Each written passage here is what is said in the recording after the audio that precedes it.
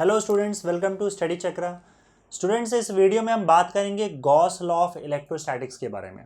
ठीक है, देखो एक्चुअली में हम इलेक्ट्रिक फ्लक्स निकाल रहे थे और ये गॉस लॉ जो है वो इलेक्ट्रिक फ्लक्स से ही रिलेटेड है। तो यहाँ पे प्रॉब्लम देखो ये हुआ कि अगर सपोज करो हम एक क्लोज सरफेस का फ्लक्स निकालना चाहते हैं। हमने एक क्लोज सरफेस का फ्लक्स ऑलरेडी निकाला भी था। तो यहाँ पे देखो, जैसे अगर सपोज करो एक स्फेरिकल सरफेस है और यहाँ पे प्लस क्यू चार्ज देके रखा हुआ है। अगर हम चाहते हैं कि इस चार्ज के वजह से इस स्फीयर के थ्रू या ये जो स्फेरिकल सरफेस है इसके थ्रू कितना फ्लक्स बाहर आ रहा है। फ्लक्स का मतलब बताया था आपको कि total number of lines of force passing perpendicular to the given surface area. अब यहाँ एक चीज समझ लेना कि अगर मान लो हम क्लोज्ड सरफेस की बात कर रहे हैं और क्लोज सरफेस के थ्रू फ्लक्स की बात कर रहे हैं, तो ये याद रखना कि अगर मान लो लाइंस ऑफ फोर्स यहाँ पे बाहर की ओर जा रहा है, आपका इलेक्ट्रिक लाइंस ऑफ फोर्स अगर इस क्लोज सरफेस के बाहर जा रहा है, तो हम बोलेंगे कि इसका फ्लक्स जो है वो पॉजिटिव है। इस चीज़ को ध्यान में रखना। और अगर एक कोई क्लोज सरफेस है और लाइंस ऑफ फोर्स आपका अंदर आ रहा है, तो इसका मतलब ये जो फ्लक्स होगा ये नेगेटिव फ्लक्स होगा। लाइंस ऑफ फोर्स अगर अंदर की ओर आए तो नेगेटिव फ्लक्स, और लाइंस ऑफ फोर्स अगर क्लोज सरफेस के बाहर जाए तो ये पॉजिटिव फ्लक्स हो जाएगा। समझे? तो यहाँ पे अगर मान लो अंदर हमने एक प्लस चार्ज रखा हुआ है, क्यू चार्ज रखा हुआ है, और अगर मैं आपसे कहूँ कि इस चार्ज की वजह से इस सरफेस से कितना फ्लक्स है पास हो रहा है वो आप कैलकुलेट करो, तो आप क्या करोगे? देखो हमारे पास फ्लक्स का फॉर्मूला क्या है। फ्लक्स इज इक्वल टू, यहाँ पे वैसे तो E D S cos theta होता है, E into S into cos theta, पर आपको मैंने बताया था कि अगर फ्लैट सरफेस ना हो, कर्व्ड सरफेस हो, तो हर जगह का जो एरिया वेक्टर होता है उसका डायरेक्शन अलग अलग होता है। तब ऐसे केस में हम इंटीग्रेशन का यूज करते हैं, यहाँ पे integration E D S cos theta. अब ये इंटीग्रेशन देखो कैसे सॉल्व करते हैं। जैसे मान लो यहाँ पे आपने एक छोटा सा एरिया एलिमेंट ले लिया और इस एरिया एलिमेंट का एरिया वेक्टर जो है वो इस एरिया के परपेंडिकुलर ऐसे बाहर आएगा, और ये छोटा सा एरिया इसलिए हमने डी एस ले रखा है, एरिया वेक्टर को डी एस बोल दिया है। अब आप देख लो कि ये जो पॉजिटिव चार्ज है इसका इलेक्ट्रिक फील्ड रेडियली आउटवर्ड जाएगा इस तरीके से। तो अगर आप यहाँ पे देखोगे तो यहाँ पे भी इसका इलेक्ट्रिक फील्ड ऐसे जाएगा।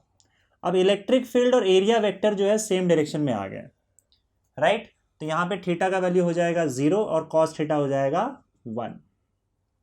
अब क्योंकि हमारा इंटीग्रेशन जो है पूरे सरफेस के लिए है, हम फ्लक्स निकालते हैं ऐसे है कि अगर मान लो हमारा सरफेस फ्लैट नहीं है, कर्व्ड है, तो छोटा सा हम लोग डी एस कंसिडर करेंगे एरिया, और इसका फ्लक्स निकालेंगे जो कि आएगा E into D S into cos theta, और उसको पूरे सरफेस के लिए इंटीग्रेट कर देंगे। क्योंकि ये क्लोज सरफेस है तो क्लोज सरफेस के इंटीग्रेशन के लिए हम यहाँ पे एक गोला सा बना देते हैं। और अगर आप इसको सॉल्व करोगे तो देखो हर पॉइंट पे, इवन अगर यहाँ पे भी अगर आपने डी एस कंसिडर किया है तो डी एस और इलेक्ट्रिक फील्ड दोनों जो है वो सेम डायरेक्शन में है, तो यहाँ पे भी थीटा का वैल्यू क्या हो जाएगा? 0। ऐसा हर डी एस के लिए होगा, इस पूरे सरफेस के लिए थीटा का वैल्यू हो जाएगा 0 और कॉस थीटा आपका हो जाएगा 1, क्योंकि कॉस 0 का वैल्यू 1 होता है। तो आपका इंटीग्रेशन बन जाएगा ई इंटू डी एस। ये गोला इसलिए डाला है क्योंकि सरफेस आपका क्लोज्ड है। जब भी आप क्लोज सरफेस, पूरे क्लोज सरफेस के लिए इंटीग्रेशन सॉल्व करते हो तो यहाँ पे गोला डाल देना। अब देखो इस पूरे क्लोज सरफेस पे हर पॉइंट पे इलेक्ट्रिक फील्ड का वैल्यू सेम होगा, क्योंकि ये हर पॉइंट इस चार्ज से सेम डिस्टेंस पे है। तो अगर आपका इलेक्ट्रिक फील्ड का वैल्यू कांस्टेंट है तो बाहर आ जाएगा और अंदर बचेगा इंटीग्रेशन ऑफ डी एस। अब इंटीग्रेशन ऑफ डी एस क्या है? See d s is small area element, ये आपका एरिया एलिमेंट डी एस है। अगर इसको पूरे सरफेस के लिए इंटीग्रेट कर दिया, इसका मतलब आपका पूरे सरफेस का एरिया आ जाएगा। इंटीग्रेशन का मतलब यही होता है ना, छोटा छोटा डीएस आप लेते जाओ और उसके बाद सबको ऐड कर दो तो आपको पूरा एरिया मिल जाएगा। इंटीग्रेशन का मतलब ही यही होता है कि आपने छोटा छोटा डीएस लिया और सबको ऐड कर दिया, तो ये पूरा पार्ट जो है आपको पूरे स्फीयर का एरिया दे देगा, और पूरे स्फीयर का एरिया होता है 4 पाई आर स्क्वायर। तो ये आपका आ गया फ्लक्स इलेक्ट्रिक फील्ड के टर्म्स में। Okay, e 4 pi r square, जहाँ पे आर जो है इस स्फीयर का रेडियस है। नाउ सी, इलेक्ट्रिक फील्ड का फॉर्मूला क्या होता है, जैसे क्यू चार्ज है यहाँ पे, क्यू चार्ज और आर डिस्टेंस पे हम इलेक्ट्रिक फील्ड अगर ढूंढे, इलेक्ट्रिक फील्ड इस सरफेस पे मुझे ढूंढना है, तो सरफेस और इस क्यू चार्ज के बीच में आर डिस्टेंस है, तो क्यू चार्ज के वजह से आर डिस्टेंस पे इलेक्ट्रिक फील्ड का जो वैल्यू होता है वो होता है 1/4πε0 Q/r²। ये ऑलरेडी कर चुके हैं हम लोग, तो ये इलेक्ट्रिक फील्ड की जगह पे आ गया। बाकी यहाँ पे 4πr² आपका है ही, तो अगर आप देखोगे तो 4π कैंसिल हो गया, r² कैंसिल हो गया और इसका वैल्यू आता है Q/ε0।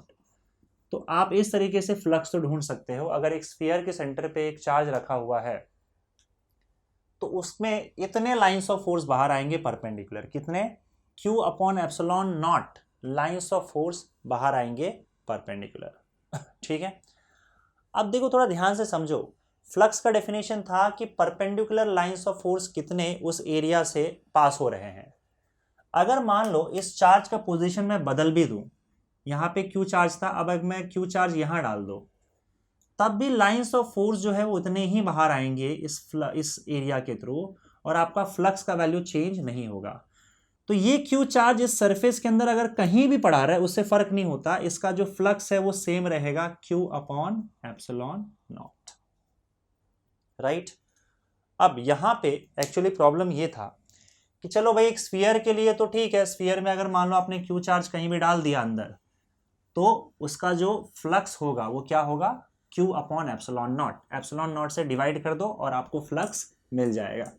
लेकिन अगर मान लो यही क्लोज्ड सरफेस, प्रॉब्लम ये था कि अगर मान लो जो क्लोज सरफेस हम कंसिडर कर रहे हैं अगर वो स्फेरिकल ना हो, किसी और शेप का हो, तो क्या, मान लो किसी और शेप का हो लेकिन क्लोज सरफेस हो, सरफेस क्लोज होना चाहिए चारों तरफ से, राइट, पैक होना चाहिए। अगर ऐसा सरफेस हो और उसके अंदर अगर क्यू चार्ज पड़ा हुआ है, तब इस क्लोज्ड सरफेस के थ्रू कितना फ्लक्स आएगा ये कैसे पता चलेगा।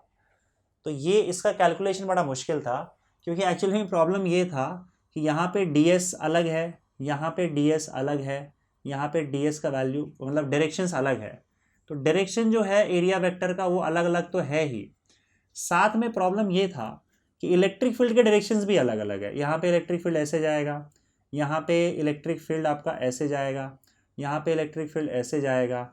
तो आप देखोगे कि स्फीयर के केस में तो क्या हो रहा था कि हर पॉइंट पे इलेक्ट्रिक फील्ड और ds के बीच में सेम एंगल बन रहा था 0 डिग्री, पर यहाँ पे देखो एंगल अलग है, यहाँ पे इस केस में एंगल अलग है, यहाँ पे एंगल अलग है। अब यहाँ पे तो हर पॉइंट पे एंगल भी इलेक्ट्रिक फील्ड और ds वेक्टर के बीच में अलग अलग है। तो जब आप यहाँ पे सॉल्व करोगे फ्लक्स को close integration E ds cos theta में, तो हमने क्या किया था, वहाँ पे cos थीटा में थीटा का वैल्यू 1 डाला था स्फीयर के केस में, अभी जो को हमने सॉल्व किया तो ये हट गया था, और फिर हमने E को बाहर ला दिया था। E को बाहर लाके फिर हम इसको आगे सॉल्व इसलिए कर पाए क्योंकि इलेक्ट्रिक फील्ड का वैल्यू हर पॉइंट पे सेम था, क्योंकि एक स्फीयर था और क्यू चार्ज से सेम डिस्टेंस पे था। यहाँ प्रॉब्लम यह है कि ये इर्रेगुलर सरफेस है और क्यू चार्ज का डिस्टेंस हर पॉइंट से सेम नहीं है। तो जब हम लोग इस इंटीग्रेशन को इस सरफेस के लॉन्ग सॉल्व करेंगे तो ई कांस्टेंट नहीं होगा हर पॉइंट पे और आप ई को बाहर नहीं निकाल पाओगे। तो यहां तो बात फंस गई। लेकिन ये जब प्रॉब्लम सामने आया कि ऐसे क्लोज सरफेस के लॉन्ग हम लोग इसका फ्लक्स कैसे कैलकुलेट करें, तो लोग गॉस के पास गए और गॉस ने कहा चिंता मत करो, मेरे पास एक तरीका है।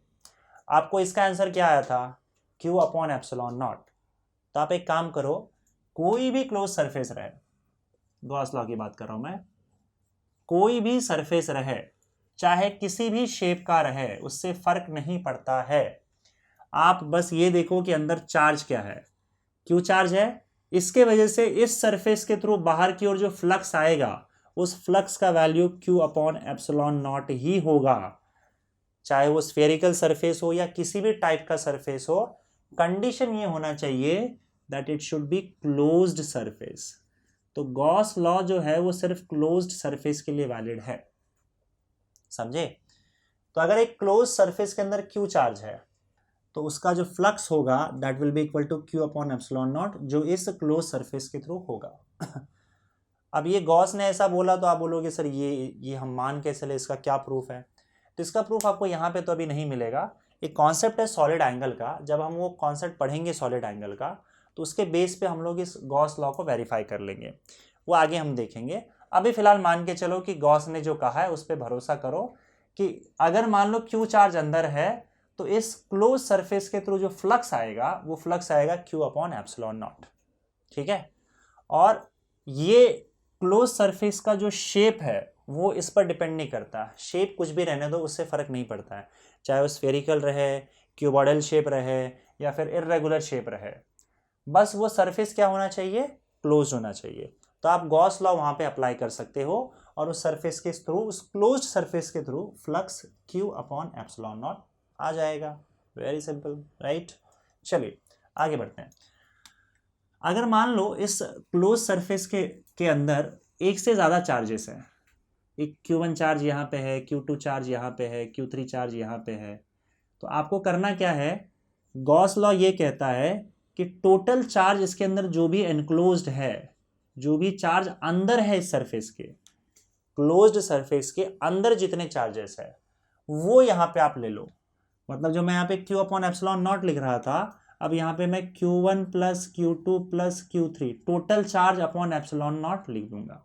और इन जनरल इस फॉर्मूले को ऐसा लिखा जाता है, गॉस लॉ को ऐसे लिखा जाता है that Q enclosed upon epsilon not.